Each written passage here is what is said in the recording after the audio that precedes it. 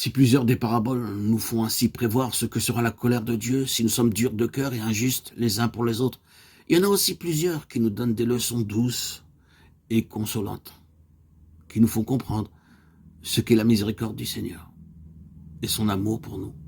La plus célèbre de ces paraboles de la bonté divine est celle du fils prodigue.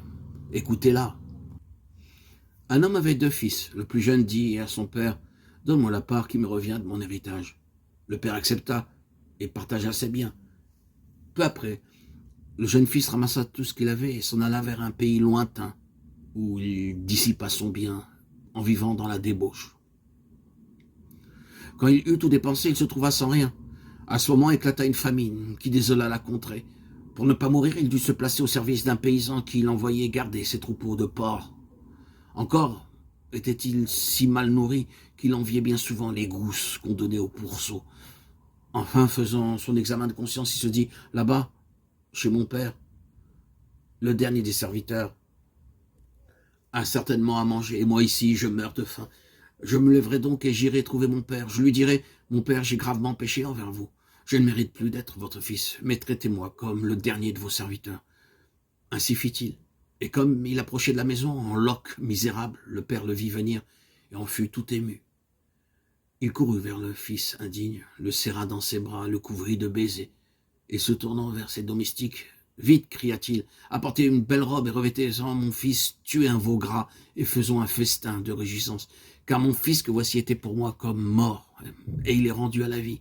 Il était perdu et le voici retrouvé. » Ainsi en est-il. Vous le savez bien, chaque fois qu'après les pires péchés, nous demandons pardon à Dieu d'un cœur sincère, car il y a dans sa miséricorde une réserve infinie de tendresse pour ceux qui reconnaissent leurs fautes et l'implorent. Et cela peut même paraître un peu étonnant que le Seigneur aime ainsi à pardonner, sans se lasser jamais. Plusieurs fois même, des gens, des pharisiens par exemple, reprochèrent à Jésus d'avoir trop de pitié pour les pécheurs. À quoi cela sert-il? Pensait-il de se bien conduire, de ne pas dissiper son bien, comme le fils prodigue, si le dernier des pécheurs est toujours pardonné? À quoi le Christ leur répondait par cette autre parabole? Qui d'entre vous, ayant 100 brebis, s'il en perd une, ne laisse les 99 autres pour courir après celle qui est perdue, jusqu'à ce qu'il l'ait retrouvée? Et quand il l'a retrouvée, il la met avec joie sur ses épaules. Et de retour à la maison, il appelle ses amis pour qu'ils se réjouissent avec lui.